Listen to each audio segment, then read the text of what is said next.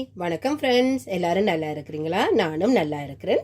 இன்றைக்கு நான் ஸ்ரீலங்கன் ஸ்டைல் கருவாட்டு குழம்பு எப்படி வைக்கிறேன்றது தான் உங்களோட ஷேர் பண்ண போகிறேன். இது நான் வைக்கிற மெத்தட் தான். உங்களுக்கு வேறு மெத்தட் தெரிஞ்சால் என்னோட ஷேர் பண்ணி கொள்ளுங்க.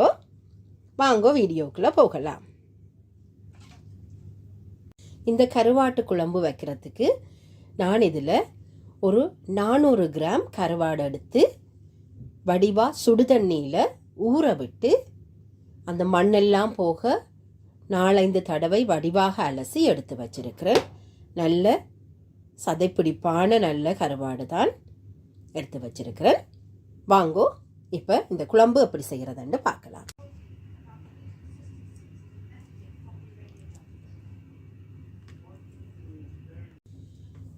எண்ணெய் சூடாகிட்டு இதில் 1/4 டீஸ்பூன்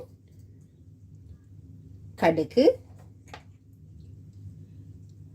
1/4 டீஸ்பூன் பெருஞ்சீரகம், 1/2 டீஸ்பூன் வெந்தயம் சேர்த்துக்கொள்ளுறேன்.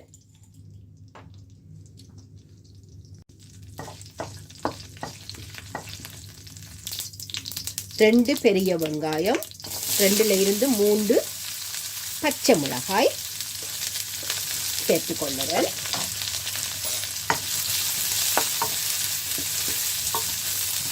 இதில் ஒரு 8 to 10 பூண்டு எடுத்து நல்லா குத்தி வச்சிருக்கிறேன். அதையும் சேர்த்து வதக்கி கொள்ளுறேன்.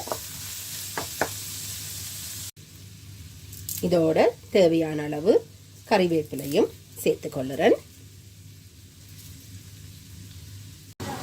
இப்போ இதெல்லாம் வதங்கி வரும்போது நாங்கள் சுத்தம் செய்து வச்சிருந்த அந்த கருவாட்டை இதோட சேர்த்துக்கொள்ளுங்கள். ஒரு 5 நிமிடம் என்றாலும் இந்த கருவாட்டை முதல் நீங்கள் இப்படி இருக்கா வதக்கி கொள்ளுங்க.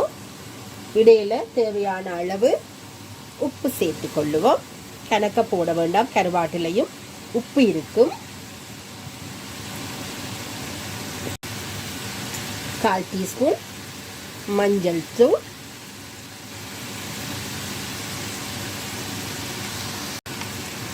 ஒரு 4 டீஸ்பூன் ஸ்ரீலங்கன் கறி பவுடர் தான், அதாவது மல்லித்தூள் எல்லாமே சேர்த்து செய்கிற கறி பவுடர் ஒரு 4 டீஸ்பூன் சேர்த்துக்கொள்ளுறேன்.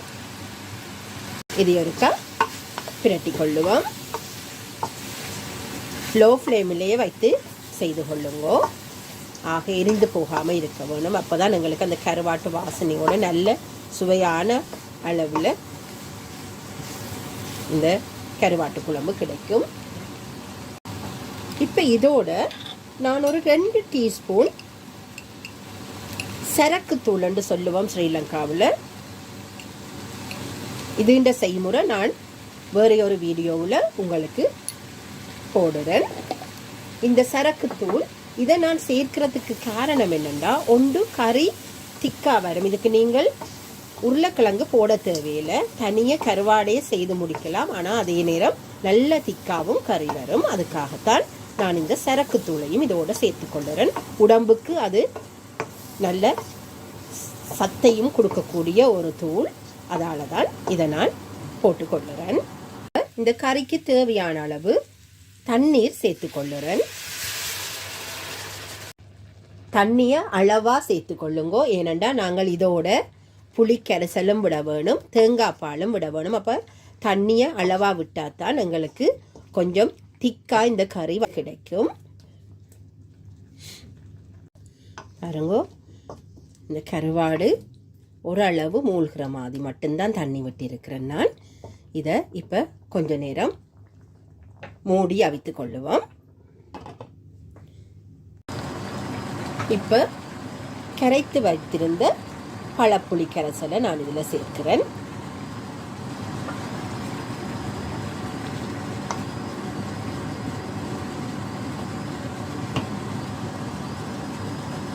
அதோட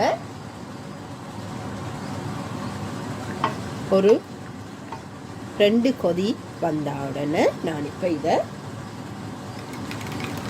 இன்னும் ஒரு 2 மினிட்ஸ் இதை மூடி வைக்க போகிறேன்.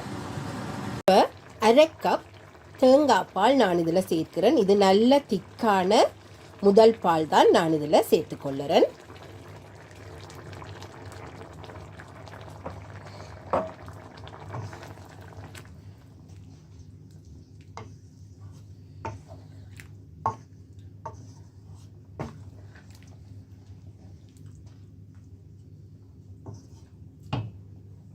இப்போ வடிவாக உப்பு புளி அளவுகள் எல்லாத்தையும் வடிவாக பார்த்துட்டு இதை மூடி ஒரு 7 to 8 மினிட்ஸ் லோ ஃப்ளேமில் ஹீட் பண்ண விட்டுக்கொள்ளுங்க.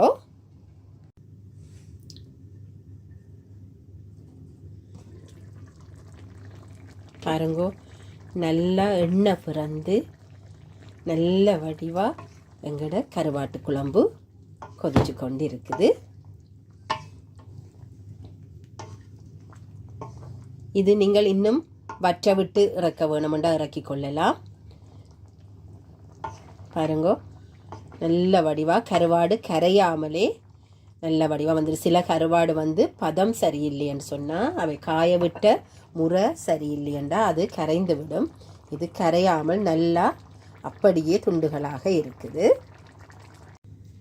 மீண்டும் இன்னொரு வீடியோவில் உங்களை சந்திக்கிற வரைக்கும் தேங்க்யூ. Bye.